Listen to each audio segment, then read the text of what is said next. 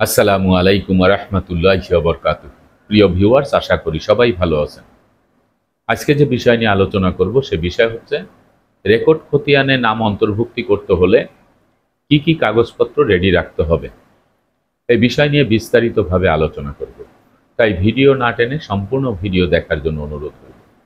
আর video দেখার পরে যদি ভালো লাগে, মন চায় লাইক কমেন্টস করবেন, শেয়ার করবেন। আর আমাদের চ্যানেলটি যদি ভালো লাগে, আমাদের পরিবারের সদস্য হতে চান, চ্যানেলটি সাবস্ক্রাইব করে পাশে থাকা বেল বাটনটা অন করে দিয়ে আমাদের সাথেই থাকুন। প্রিয় ভিউয়ার্স, রেকর্ড খতিয়ানে নাম অন্তর্ভুক্ত করতে হলে কি কি কাগজপত্র রেডি রাখতে হবে। আপনারা জানেন যে আমাদের দেশে বিডিএস জরিপ চলমান, অর্থাৎ Bangladesh digital survey. Bangladesh digital survey একটি অত্যন্ত গুরুত্বপূর্ণ জরিপ। এই জরিপের বিষয় গণপ্রজাতন্ত্রী বাংলাদেশ সরকারের ভূমি মন্ত্রণালয়ের যে সকল বিশেষজ্ঞরা রয়েছেন এবং ভূমি জরিপ অধিদপ্তরে যে সকল বিশেষজ্ঞরা, আইনজ্ঞরা রয়েছেন, তারা একটি কথা বলেছেন যে এই জরিপটি করার পরে যদি সফলতা অর্জন করে তাহলে 100 বছরের ভিতরে আর কোনো জরিপ হবে না। এবং এই জরিপের মাধ্যমে সাধারণ জনগণ উপকৃত হবে।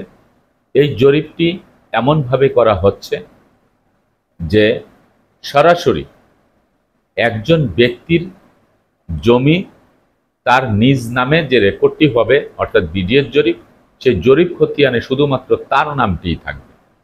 আমরা ইতিপূর্বে যে সকল খতিয়ান আমাদের কাছে আছে, সিএস খতিয়ান, এসএ খতিয়ান, আরএস খতিয়ান, বিএস খতিয়ান, এই যে খতিয়ানগুলি, এই খতিয়ানের মধ্যে দেখা যায় একটি খতিয়ানের মধ্যে অনেক, একের অধিক মালিকের নাম থাকে।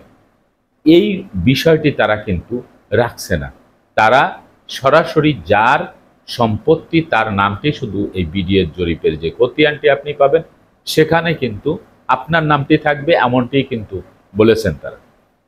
দ্বিতীয় নাম্বারে হচ্ছে একটি নকশা, আপনার জমির যে নকশা, যে ম্যাপ বা মানচিত্র, এটিও আপনি একটি ডিজিটাল পদ্ধতিতে করা হচ্ছে, এটিও আপনি কিন্তু পেয়ে যাবেন। এবং সেই আপনার জমির নকশাটাই শুধু আপনার কাছে থাকবে। আপনারা জানেন যে বর্তমান আমাদের দেশে যে নকশা বা ম্যাপ বা মানচিত্র যেটা আমরা পাই অনেক বড়। অনেক সময় দেখা যায় এই মানচিত্র অনেক ফটোকপির মেশিনে নিলেও তারা কিন্তু সেটি ফটোকপি করতে পারে না। তো এই জন্য ছোট হবে এবং আপনার জমির যে মানচিত্র সেটা আপনার পার্সোনাল হবে। এবং শুনছিলাম যে একটি স্মার্ট কার্ড দেওয়া হবে, সেখানে সব কিছু আপলোড দেওয়া হবে। আপনি অনলাইনে আপনার সম্পত্তি কতটুক আপনি ক্রয় করতেছেন, কতটুক বিক্রয় করতেছেন, ক্রয় করলে সংযোজন হবে, আবার যদি আপনি বিক্রয় করেন বিয়োজন হবে। আপনার সকল প্রকার ডকুমেন্টস, জমির দলিল, দলিলাদি, খতিয়ান, পর্চা, তারপরে আপনার নামজারি খতিয়ান, ভূমি উন্নয়ন রসিদ, সব কিছু আপনার এখানে আপলোড দেওয়া থাকবে। আপনি দেশে এবং বিদেশে যেখানেই থাকেন না কেন সেখান থেকে আপনি কিন্তু পেন ড্রাইভের মতন আপনি এই স্মার্ট কার্ড দিয়ে আপনি সাথে সাথে আপনার খতিয়ান প্রিন্ট আউট করে নিতে পারবেন, এমনটাই বলা হয়েছিল। এখন দেখার বিষয় যেটা সর্বশেষ যেটি ফিনিশিং হবে, এই ফিনিশিংয়ে তারা কি উপহার দেয় সাধারণ জনগণকে। আজকের যে বিষয় সেটি হলো যে আপনার খতিয়ানে যদি নাম অন্তর্ভুক্তি করতে হয় তাহলে সর্বপ্রথমে প্রয়োজন হচ্ছে আপনার মালিকানার ইতিহাস। তো মালিকানার ইতিহাস হিসেবে আমরা যে বিষয়টি আমরা জানি সেটি হচ্ছে যে দলিল। যে দলিলের মূলে আপনি সম্পত্তির মালিকানা পেয়েছেন, এটা একটি শক্ত এবং গুরুত্বপূর্ণ ডকুমেন্টস, এবং এই দলিলটি আপনার সঠিক থাকতে হবে এবং রাষ্ট্রীয় আইন মেনে আপনি সরাসরি সাব রেজিস্ট্রার অফিস কর্তৃক আপনি রেজিস্ট্রি করেছেন, বালাম বইতে এন্ট্রি করা হয়েছে, একটি বৈধ দলিল। এই বৈধ দলিলটা আপনার কিন্তু মালিকানার ইতিহাস, এটার মধ্যে তফসিলে স্পষ্ট করে লেখা আছে সম্পত্তি কোথা থেকে, কার কাছ থেকে, কিভাবে আসছে, সর্বশেষ আপনার কাছে আসছে। এই মালিকানার ইতিহাস এটি কিন্তু থাকতে হবে। দ্বিতীয় নম্বরে হচ্ছে আপনার এই মালিকানার ইতিহাসের সাথে আপনার যে খতিয়ানগুলি, রেকর্ড খতিয়ান, এই রেকর্ড খতিয়ান ধারাবাহিকভাবে সকল খতিয়ানগুলি, অর্থাৎ আপনি যেই সালে সম্পত্তিটি ক্রয় করেছেন সেই সাল পর্যন্ত, পিছনে যদি একটি খতিয়ান হয়ে থাকে, দুটি খতিয়ান হয়ে দেখা গেল সিএস খতিয়ান, এসএ খতিয়ান হয়েছে, আর কোনো খতিয়ান হয়নি আপনার এলাকায়, বা সিলেট এলাকায় দেখুন এসএ খতিয়ান হয়েছে, আরএস খতিয়ান হয়েছে, অন্য কোনো খতিয়ান হয়নি। মানে আপনার জমি আপনার কাছে আসার পরে যে কয়টা খতিয়ান পিছনে হয়েছে প্রত্যেকটি খতিয়ান আপনার এই দলিলের সাথে সম্পৃক্ত থাকতে হবে। দ্বিতীয় নাম্বার হচ্ছে পরবর্তীতে যদি কোনো খতিয়ান আপনি সম্পত্তি ক্রয় করার পরে যদি কোনো রেকর্ড খতিয়ান বা জরিপ হয়ে থাকে সেই খতিয়ানটিও কিন্তু আপনার লাগবে। তো এই খতিয়ানগুলি 100% লাগবে।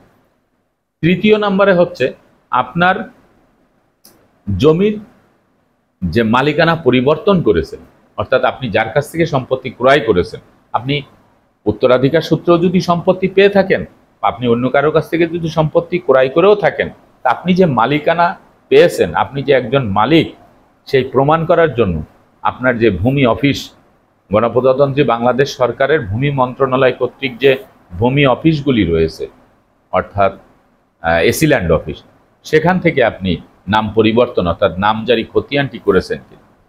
এই নামজারি খতিয়ানটি না করা থাকলে সেটি করে এই নামজারি খতিয়ানটি 100% আপনার রাখতে হবে। তারপরে হচ্ছে আপনার যে সম্পত্তি, এই সম্পত্তি আপনি প্রতি বছর যে খাজনাটি দিচ্ছেন, হালনাগাদ যে খাজনা, এই হালনাগাদ খাজনার যে দাখিলা বা রসিদ, যেটি বলি ভূমি উন্নয়ন কর রসিদ, এইটিও আপনার থাকতে হবে। তারপরে হচ্ছে আপনার জমির যে এরিয়া, সীমানা পিলার, এই সীমানা পিলারগুলি স্পষ্ট করে রাখতে হবে। আপনি কোন আমলে একটি বাঁশ দিয়ে করেছিলেন, সেটি ভেঙে গেছে, এরকম না। এখানে শক্ত একটি সীমানা পিলার লাগায় রাখতে হবে, যাতে জরিপ করার সময় তারা সুন্দরভাবে জরিপ করতে পারে। তারপরে হচ্ছে জমি আপনার দখলে থাকতে হবে, এবং আপনি মুখে বললে হবে না, সেই দখলীয় যে প্রমাণ সেটি কিন্তু লাগবে। জরিপকারকরা যদি যায় দেখে যে ওই জমিতে অন্য কেউ বসে আছে, জরিপকারকরা যদি যায় দেখে ওই জমিটা আরেকজনের নামে রেকর্ড হয়েছে, এরকম না। আপনার একদম সঠিকভাবে জমি আপনার দখলে আছে, সেই প্রমাণটা যেন তারা পায়। এবং ন্যাশনাল আইডি কার্ডের ফটোকপি, এটা আপনার কাছে থাকতে হবে।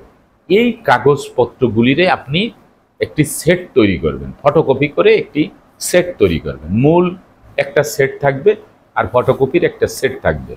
তাহলে আমরা পেলাম কি, মালিকানার ইতিহাস দলিল, এবং তার সাথে যদি বায়াদলিল থাকে দাতার, সে বায়াদলিলের ফটোকপি, খতিয়ানের মালিকানার চেইন ঠিক রেখে সকল প্রকার খতিয়ান, আপনি যে জমি ক্রয় করার পরে যদি কোনো খতিয়ান হয়ে থাকে তাহলে সেই খতিয়ানেরও লাগবে, আপনার নামজারির যে খতিয়ান সেটি লাগবে, আপনি প্রতি বছর খাজনা দিচ্ছেন সে খাজনার রসিদ লাগবে, ন্যাশনাল আইডি কার্ডের ফটোকপি লাগবে।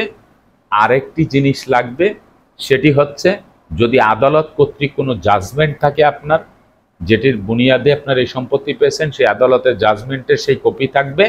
আর ওয়ারিশ সূত্রে যদি কোনো সম্পত্তি পেয়ে থাকেন, সেটি আপোষ বন্টননামার দলিল এবং ওয়ারিশ কায়েম সনদ, এই সবগুলি আপনি মিলিয়ে যেটা যেখানে প্রযোজ্য সেইভাবে দিয়ে আপনি ফটোকপি করে একটি সেট তৈরি করবেন। সেই সেটটি আপনাকে এইভাবে প্রস্তুত করতে হবে যে জরিপকারকদের হাতে আপনি এটা দিলে তারা অফিসিয়ালভাবে সেটি সেটেলমেন্ট অফিসে সংরক্ষণ করবে, এমনটি বলা হয়েছে। তো এইটা দেওয়ার পরে এবং যখন জরিপ হবে তখন আপনি সেখানে হাজির থাকবেন, চেষ্টা করবেন সেখানে আপনি হাজির থাকতে। যদি না থাকেন, আপনার বিশ্বস্ত একজন প্রতিনিধি সেখানে রাখতে হবে।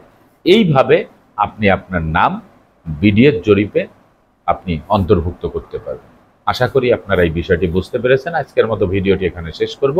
আগামীতে দেখা হবে অন্য কোনো ভিডিও নিয়ে। সেই পর্যন্ত সবাই ভালো থাকবেন, সুস্থ থাকবেন, আর আমার জন্য দোয়া করবেন। আল্লাহ হাফেজ।